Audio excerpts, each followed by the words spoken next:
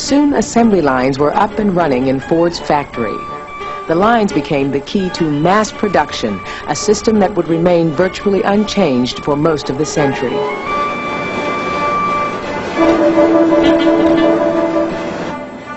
A network of clanging conveyors was used to deliver parts to an exact point on the line. They were running for the length of the building, like carrying the parts. Instead of you carrying it by hand, why the conveyors would carry it on the lines, and it was really marvelous the way things moved. Not one brain was doing that. There was a lot of brains working together. The workers became an integral part of the great machine, and management set the pace, without discussion or negotiation, for unions were forbidden.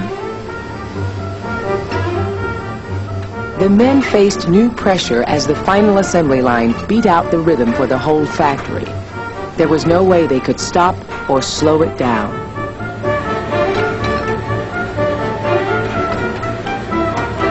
Few stood the pace and din for long. Men tried it for a few weeks, then quit. But Ford had an answer. The company was making record profits. The time taken to build each car had dropped to 1.5 hours, so he could afford to raise pay.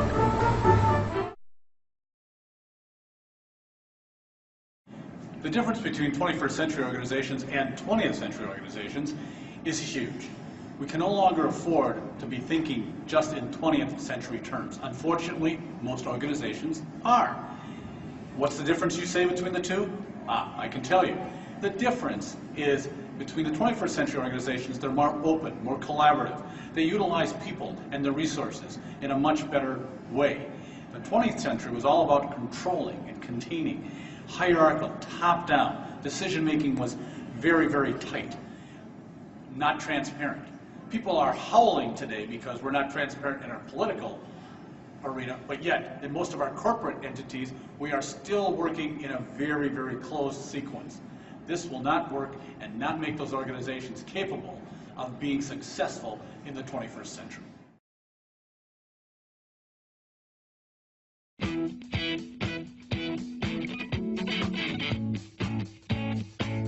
Google is kind of a unique company for me and I think for a lot of people that work there. What Google does is it allows you a fantastic environment to be innovative and to get your product developed really quickly. It is a very different structure than the rest of the engineering community. We always really try to avoid bureaucracy so that people can really do what makes sense in their project. One thing that's great about Google is that you have a lot of autonomy over your product and its directions. We're encouraged to work on whatever we think is important. Often the best ideas come from employees. At Google, if you come in your first week and you have a good idea on how things should be done, and people agree with you, in that first week you can start making those changes.